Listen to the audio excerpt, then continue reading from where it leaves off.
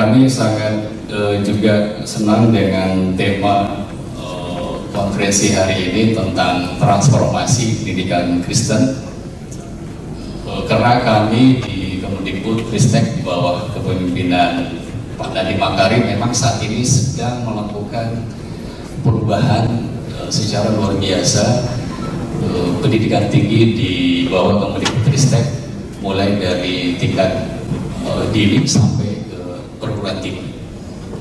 Meskipun sejak otonomi daerah, pendidikan atau penanganan atau penyelenggaraan pendidikan itu dibagi dalam hal kewenangan.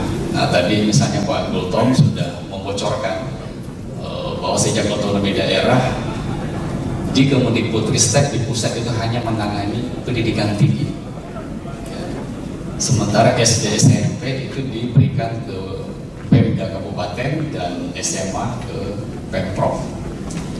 Jadi kalau ada misalnya anggota dewan yang misalnya marah-marah, misalnya mengkritisi persoalan guru di SD, SMP, dan SMA, itu biasanya dan semestinya memang ya marah-marahnya itu dibagi, ya, tidak ke Pak Menteri aja gitu, ya. Dan kami memang saat ini ingin kami sampaikan melalui kurikulum Merdeka, kita fokus pada bagaimana menyejahterakan, ya, dan meningkatkan kapasitas dari para guru kita. Target 1 juta guru P3K. P3K itu pegawai kontrak dengan perjanjian. Apa Bu? Pegawai dengan perjanjian kerja, P3K. Ibu hafal ini. Sampai saat ini kita baru setahun yang lalu itu baru sampai 500-an ribu. Kemarin terdata itu mencapai 800 ribu. Artinya belum mencapai 1 juta. Nah, persoalan yang sering kita hadapi itu karena Pemda yang harus mengusulkan jumlah guru atau formasi yang akan diangkat. Nah, persoalannya ketika misalnya formasi itu dibuka di 3T, ya, 3T apa nih Bu? Tertinggal, terdepan, bukan terlupakan ya Bu, ya, terluar. Nah, ketika formasi itu dibuka, banyak yang kemudian mundur, ya, atau yang ikut tes lulus dengan harapan bisa pindah. Nah, ini yang kemudian usulan dari daerah itu semakin lambat, dan ini yang akan mempersulit kita untuk memenuhi target 1 juta guru. Terus terang memang yang diangkat ini adalah guru yang sudah menjadi guru honorer di sekolah-sekolah kita. Nah, beberapa tahun awal kita buka, ya, sebebas-bebasnya asal sekolah dari guru yang mendaftar. Nah, memang kebanyakan dari guru dari sekolah swasta. Nah, misalnya dari Muhammadiyah itu ada sekitar 8.000 guru Muhammadiyah yang kemudian terangkat jadi guru P3K. Ini sahabat Pak Pendeta Gultom, ya, Pak Sepkom, Prof. Abdul Muti itu sempat protes ke kami. Ini sama dengan mengambil guru-guru Muhammadiyah, ya, untuk ditempatkan di sekolah negeri.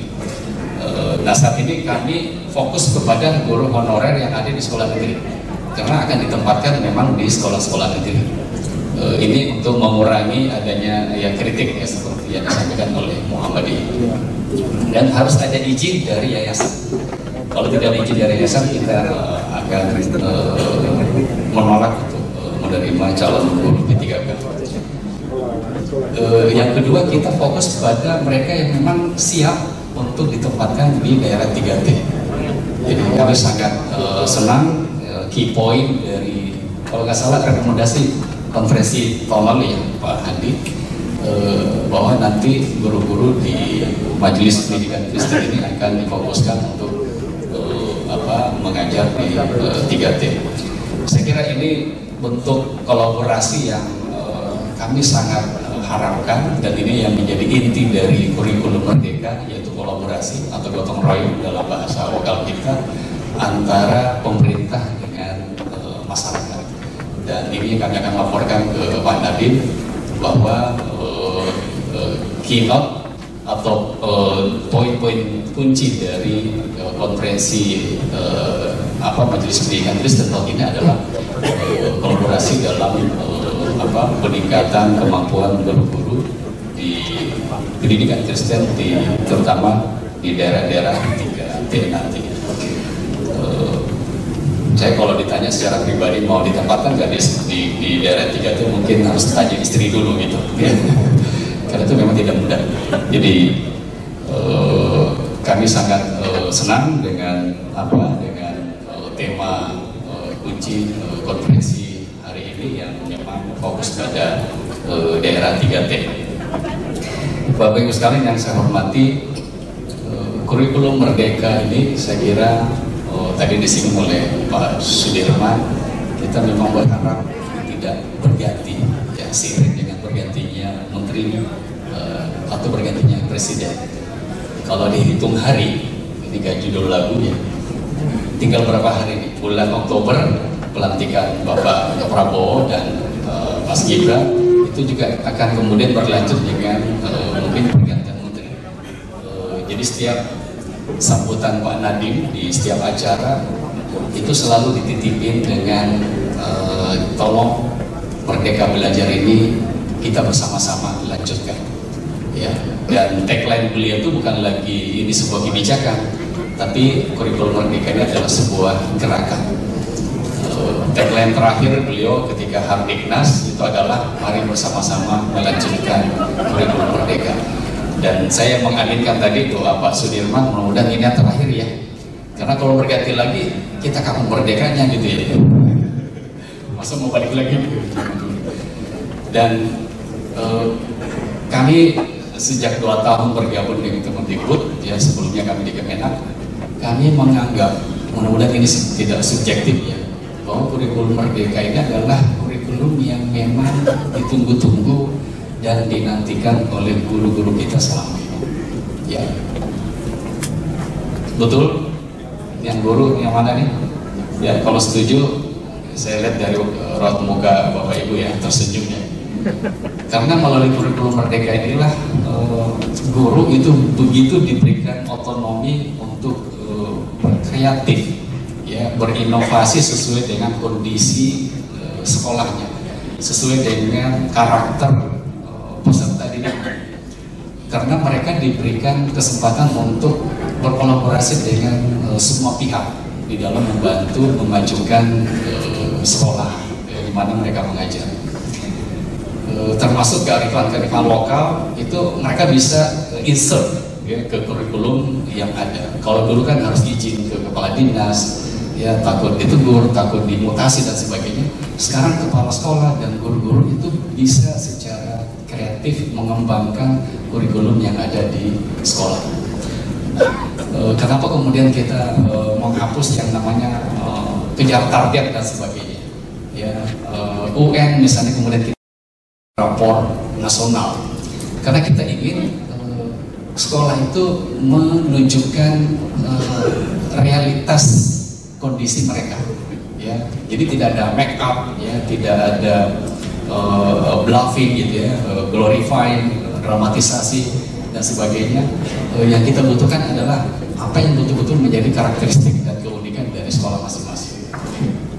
Jadi mulai sekarang kita melihat ada kemajuan meskipun agak lambat, tapi suatu saat nanti buah itu akan kita petik, ya. Dan setiap kita ke daerah, yang kita dengar adalah cerita-cerita bahagia, ya, guru-guru yang ada di Papua, guru-guru yang ada di NTT, guru-guru yang ada di Angkatan Laut, di Sabang, yang masuk dalam 3T, cerita tentang bagaimana mereka sekarang begitu bebas, ya, merdeka untuk mengembangkan kurikulum sesuai dengan kebutuhan siswa.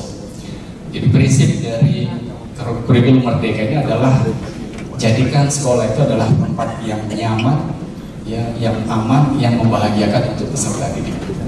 Ya, tidak ada lagi persoalan kami adalah daerah tertinggal, tidak mungkin bisa mengejar pencapaian yang ada di Jawa dan sebagainya. Tapi kami punya pencapaian masing-masing yang memang berangkat dari kebutuhan kehidupan kita masing-masing. Nah, oleh karena itu salah satu kunci dari transformasi yang kita buat di awal kepemimpinan Pak Nadiem itu adalah transformasi digital. Ini bukan karena Pak Nadiem dikenal dengan Gojeknya ya, tapi memang betul-betul di era kekinian mereka yang menguasai teknologi digital lah yang bisa melakukan transformasi yang bisa menjangkau semua wilayah, no matter mereka tinggal di mana ya, no matter mereka dari latar belakang sosial yang mana, itu mereka bisa akses ke materi kurikulum Merdeka Belajar. Nah, untuk guru secara khusus kita ada yang namanya platform Merdeka Mengajar. Ya alhamdulillah ketika semua pusat data dihack ya, platform Merdeka Mengajar ini selamat Pak. Ya, tidak sempat down, tapi ini hanya satu dari dua yang selamat Pak. Jadi di Kemendikbud itu kita ada 49 layanan digital, hanya dua yang selamat. Ya, termasuk platform Merdeka Mengajar dan PD Dikti. Nah, ini yang dosen-dosen pasti tahu ya, data-data sistem itu kan di input di PD Dikti. Itu selamat Pak. Kalau enggak ya mungkin Bapak Ibu dosen-dosen harus scan lagi ya barong yang untuk diajukan ke Dikbud, PD Dikti. Nah, platform Merdeka Mengajar ini yang membuat semua guru siapapun dia, dimanapun mereka tinggal, apapun kesibukannya itu bisa belajar dengan guru-guru yang lain di platform Merdeka Mengajar ini. Jadi memang platform ini disediakan untuk bagaimana guru itu belajar dari guru yang lain. Jadi Pak Nadiem itu selalu bilang, guru itu jangan belajar ke saya sebagai Menteri Pendidikan. Guru jangan belajar lagi ke kepala dinas pendidikan atau ke kepala sekolah, tapi guru belajar dari guru yang lain. Dan guru yang lain bisa menginspirasi guru yang lain juga. Kenapa? Karena keunikan dari sekolah itu beda-beda. Karakteristik siswa itu beda-beda. Jadi tidak mungkin seragam. Nah, jadi aspek keseragaman ini menjadi salah satu yang ditransform dalam kurikulum Merdeka ini. Jadi Merdeka ini bukan artinya bebas dari apapun, ya, tapi memberikan keleluasan bagi setiap sekolah, setiap guru untuk menyusun sendiri atau masing-masing kurikulum yang sesuai dengan kebutuhan peserta didiknya. Ini saya di akhir saya cerita guyon ketika kami ketemu para staf ahli di Kemenhan. Salah satu pembicara itu adalah Pangdam Cendrawasih dari Papua. Ketika tahu kami dari Kemendikbud, dia bilang, Pak, saya kritik nih kurikulum Merdeka. Kenapa? Kami di Papua belum boleh mengajarkan ini. Kenapa Pak? Ya tidak diajarkan kurikulum Merdeka aja, mereka mau merdeka. Tapi bercanda beliau. Intinya beliau memuji bagaimana anak-anak Papua sekarang itu begitu bangga, tidak lagi secara mindset dan mentalitas merasa tertinggal dengan teman-teman mereka di Jawa, tapi mereka bangga karena mereka unik dan istimewa. Saya kira itu yang bisa saya sampaikan. Mohon maaf atas segala kekurangan. Salam kembali dari Pak Nadiem. Semoga konferensi kali ini berjalan dengan sukses. Sekian dari saya. Wabillahi taufiq wal hidayah. Salam.